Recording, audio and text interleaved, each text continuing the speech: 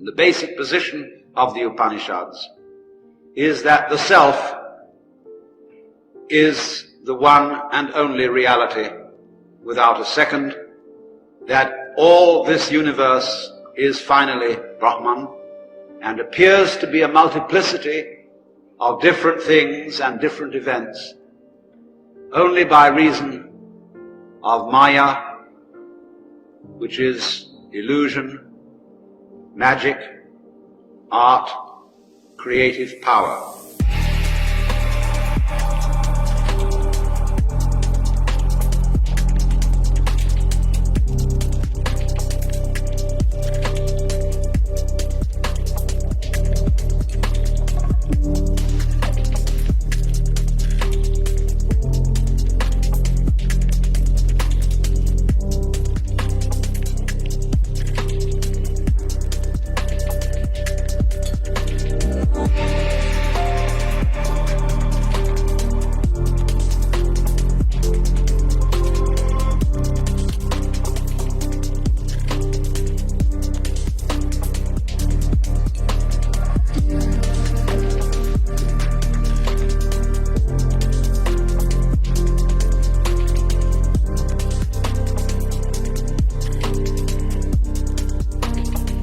So then, it is basic to the Vedanta that Brahman, this intangible, non-objective ground of everything that exists, is identical with the ground of you. And this is put in the formula Tattvam Asi. We should translate that into a modern American idiom as you're it.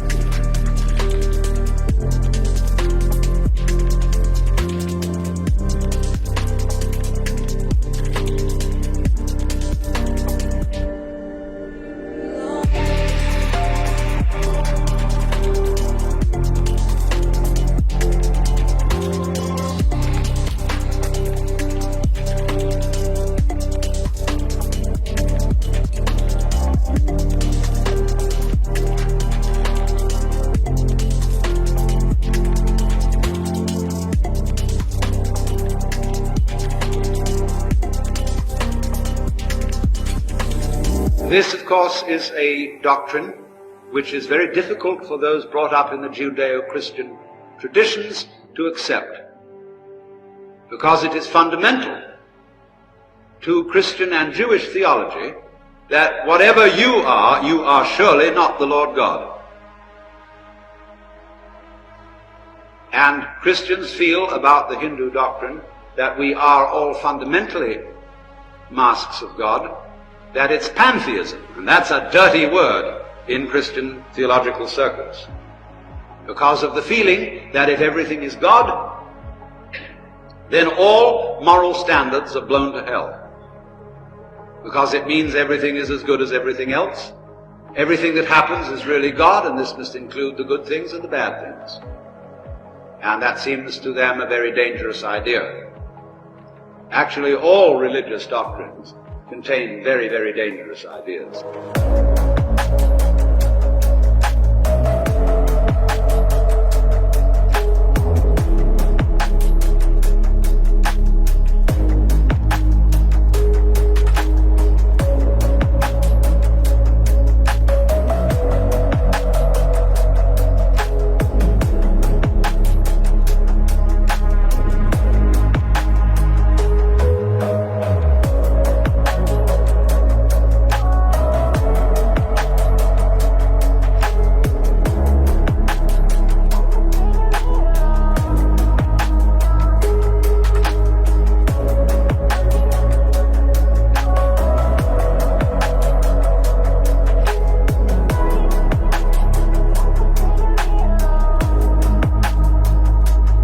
However, we won't worry about that for the moment, because what the Hindu means by God when he says Brahman is not at all the same thing as a Jew means by the Lord Adonai, because the Jew and the Christian means the boss, to whom divine honors are due as above all others. The Hindu, on the other hand, does not mean the boss. He doesn't mean the king, the lord, the political ruler of the universe. He means the inmost energy,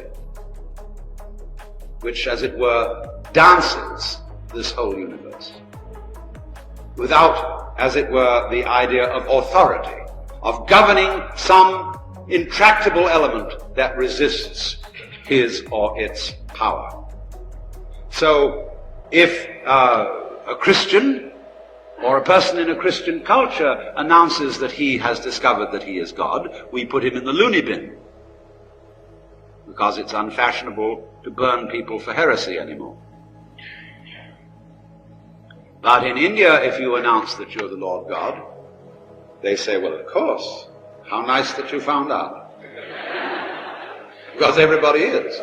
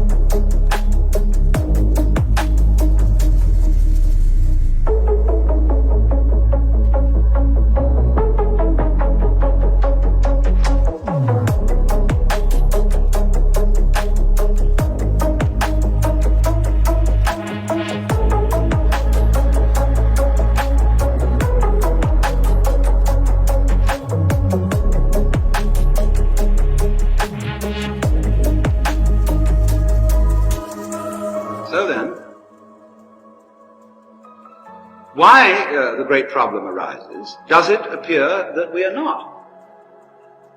Why do we think? Why do we have the sensory impression that this whole universe consists of a vast multiplicity of different things, and we don't see it all as one? Well, what would you think it would be like to see it all as one? I know a lot of people who study Oriental philosophy hear about attaining these great states of consciousness, nirvana, moksha, which the Hindus use, liberation, satori, Zen Buddhist word for enlightenment or awakening. What would it be like to have that? How would you feel if you saw everything is really one basic reality?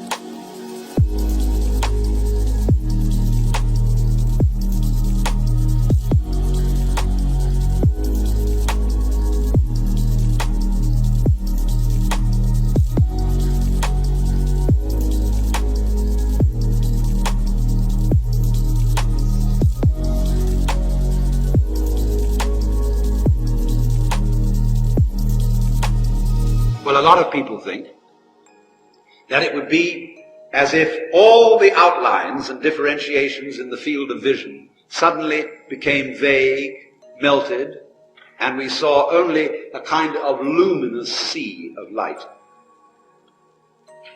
But rather advisedly, the Vedanta philosophy does not really seriously use the word one of the Supreme Self. Because the word and the idea one has an opposite, many, on one side, and another opposite, none, on the other. And it is fundamental to Vedanta that the Supreme Self is neither one nor many, but, as they say, non-dual.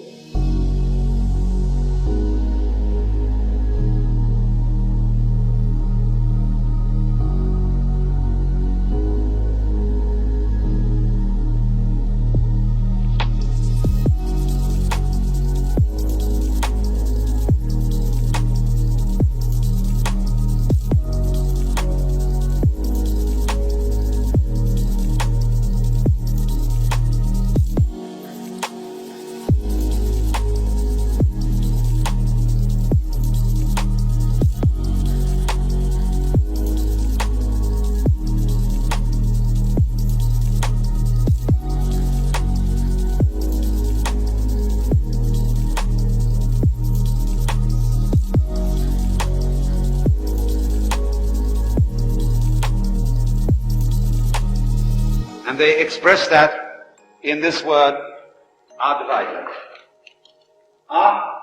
Is a negative word like non. Dvaita is from dva, same as the Latin duo, two. So advaita is non-dual. And this at first for Westerners is a difficult conception. Because you naturally, as a Western logician would say, but the non-dual is the opposite of the dual. Therefore it has an opposite. True. But the Hindu is using this term in a special sense.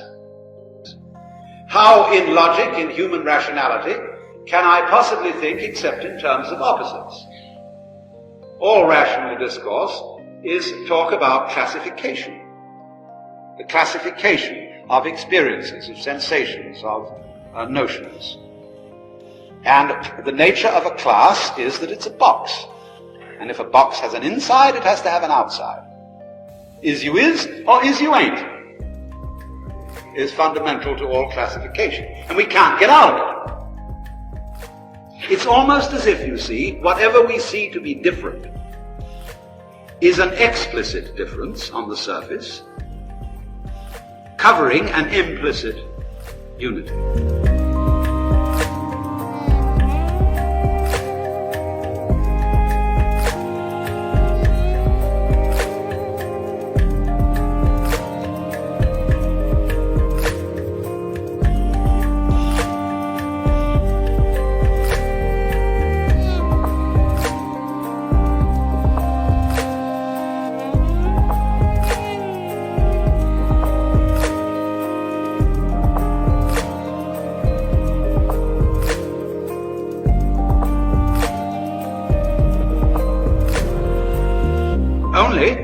It's very difficult to talk about what it is that unifies black and white.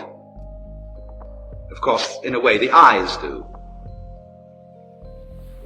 Sound and silence are unified by the ears. So, you can see, can't you, that if you can't have one without the other, it's like the poles of a magnet, North Pole and South Pole. You can't have a one-pole magnet. True, the poles are quite different. One's north and the other's south. But it's all one magnet. And some such idea as that is what the Hindu is moving into when he's speaking of the real basis or ground of the universe as being non-dual. Take it, the fundamental opposition that I suppose all of us feel between self and other. I and thou, I and it.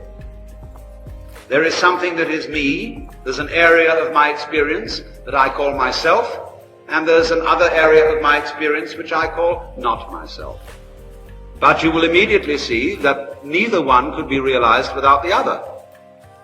You wouldn't know what you meant by self unless you experience something other than self. You wouldn't know what you meant by other unless you understood self.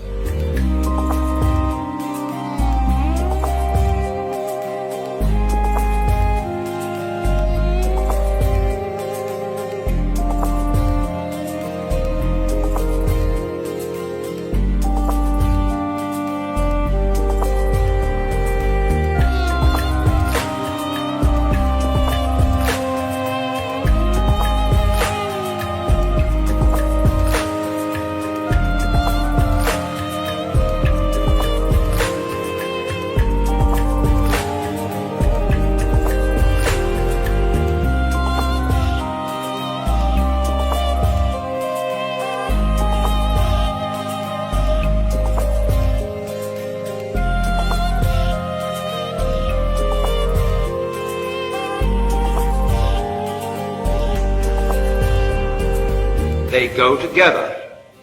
They arise at the same time. You don't have first self and then other, or first other and then self. They come together. And that shows, you see, the sneaky conspiracy underneath the two, like the magnet between the two different poles. And so more or less that sort of what isn't classifiable, but which lies between all classes. The class of elephants opposite the class of non-elephants has, as it were, the walls of the box joining the two together. Just as your skin is an osmotic membrane that joins you to the external world by virtue of all the tubes in it and the nerve ends and the way in which the external energies flow through your skin into your inside, and vice versa.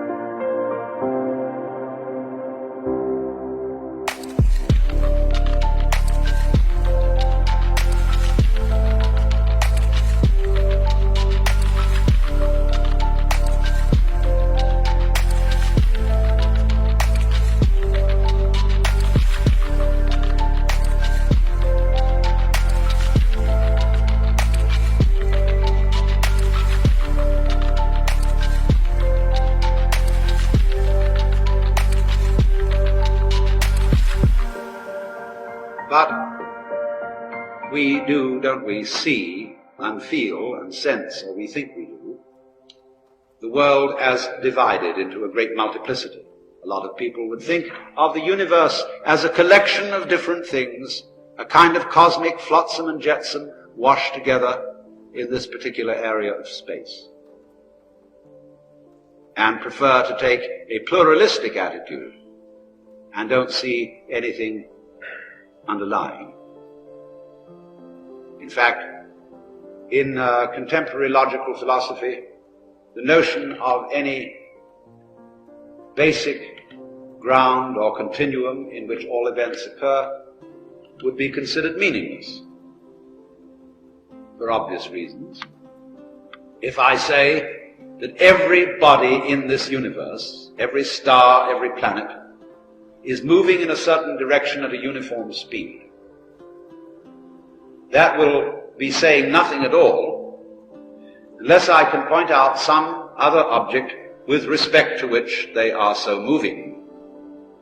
But since I said the universe, that includes all objects whatsoever. Therefore, I cannot make a meaningful statement about the uniform behavior of everything that is going on. True.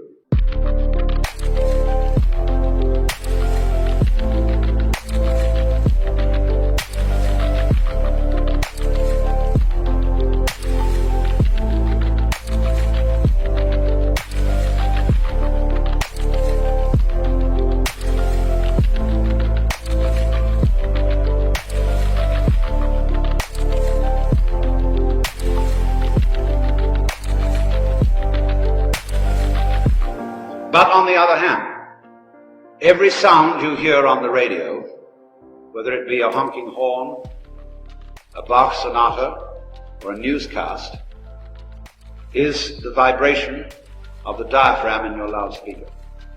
The radio doesn't tell us this.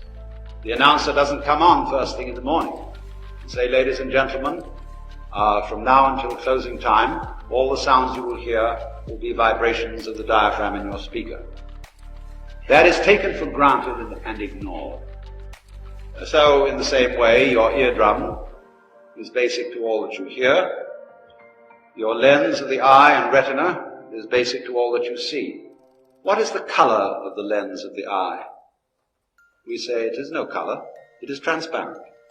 In the same way as a mirror has no color of its own.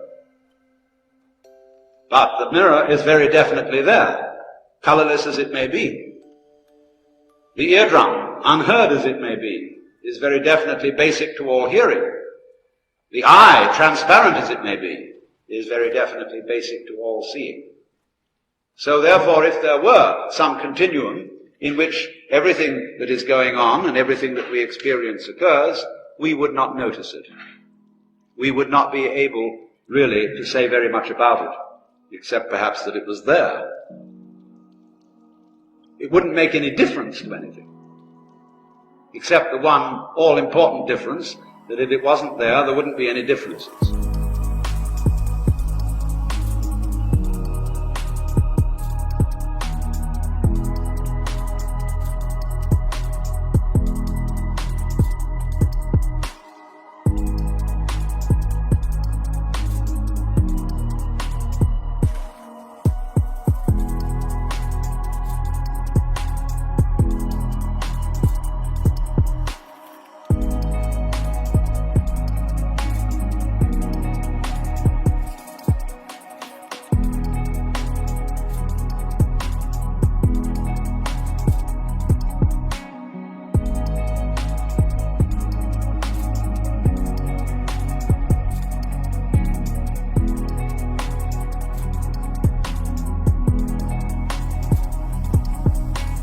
But you see, philosophers nowadays don't like to think about things like that.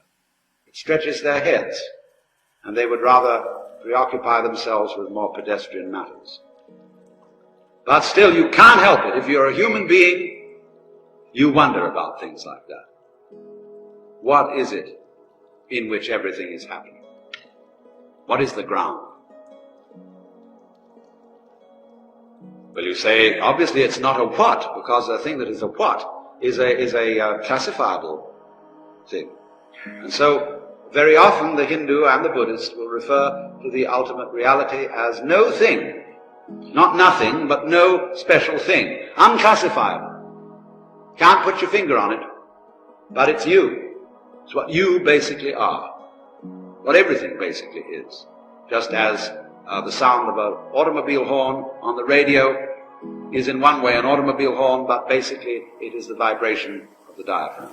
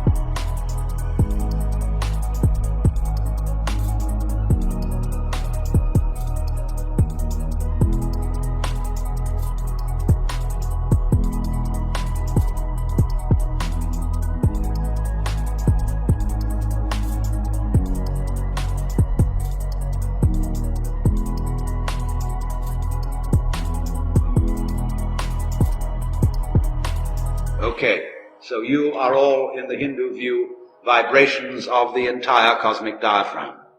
Put it like that. That's analogy. And I'm using Saguna language or cataphatic language from the point of Christianity. The best language is to say nothing, but to experience it. How can you experience it? Well, that's the whole thing, as I pointed out last time. The nub of all these Oriental philosophies is not an idea, not a theory, not even a way of behaving, but it's basically a way of experiencing, a transformation of everyday consciousness, so that it becomes quite apparent to us that that's the way things are. But when it happens to you, it's very difficult to explain it. So in exactly the same way, when somebody has that sort of breakthrough which transforms his consciousness, and it happens all over the world, it's not just a Hindu phenomenon.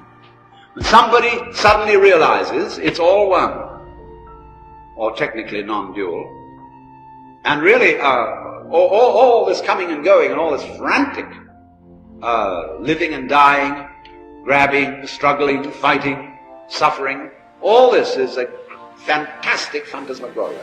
He sees that.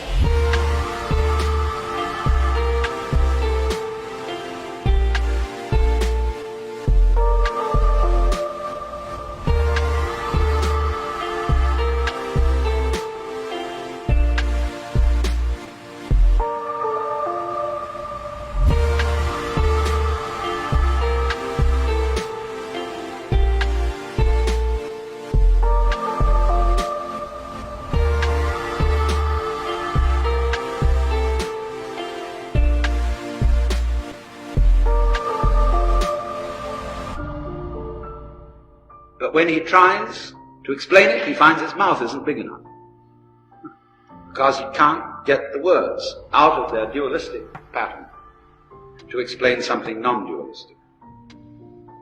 But why is this so?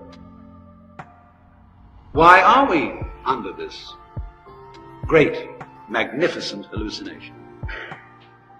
Well, the Hindus explain this in Saguna language as follows. It's a very nice explanation, a child can understand it. The fact of the matter is that the world is a game of hide and seek. Peekaboo. Now you see it, now you don't. Because, very obviously, if you were the Supreme Self, what would you do?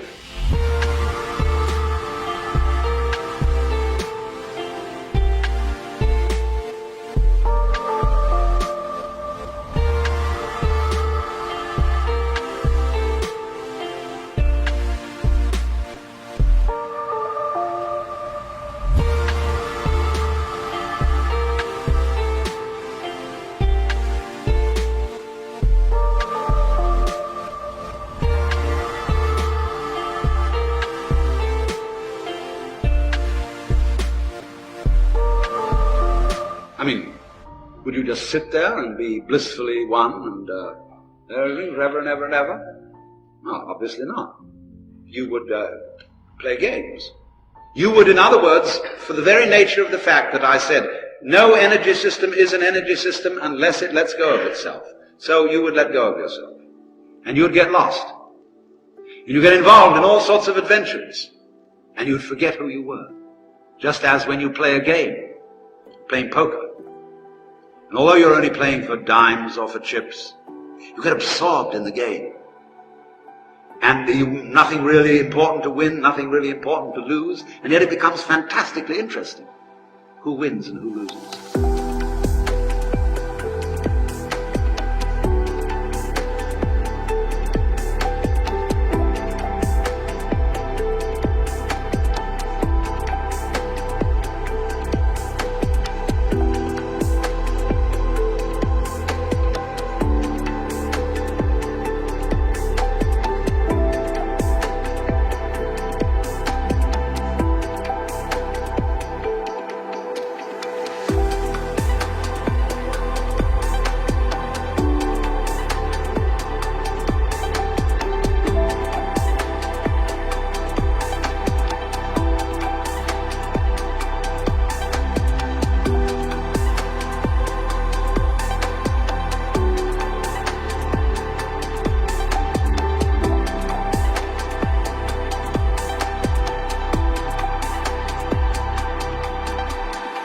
same way it is said that the Supreme Self gets absorbed through ever so many different channels, which we call all the different beings, in the plot, just like an artist or a writer gets completely absorbed in the artistic creation that he's doing, or an actor gets absorbed in the part in the drama.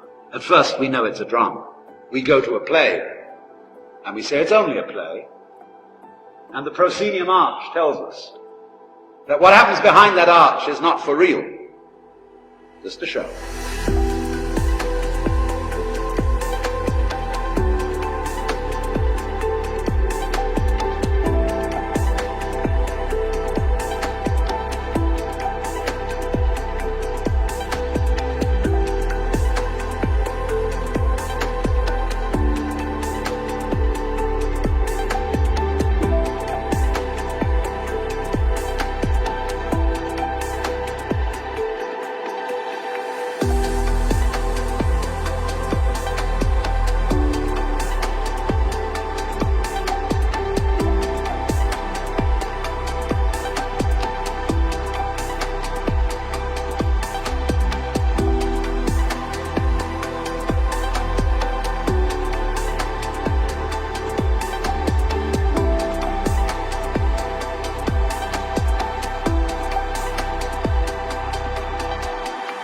Great actor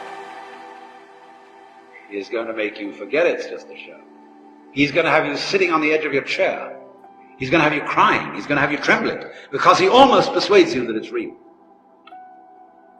What would happen if the very best actor was confronted by the very best audience? Why, they'd be taken in completely, and the one would confirm the other. So this is the idea of the universe as Brahman. That the fundamental self, the Saguna, Brahman, plays this game, gets involved in being all of us, and does it so damn well, it's so superbly acted that the thing appears to be real. And we're not only sitting on the edge of our chair, but we start to get up and throw things. We join in the drama, and it all becomes whatever it is that's going on here, see?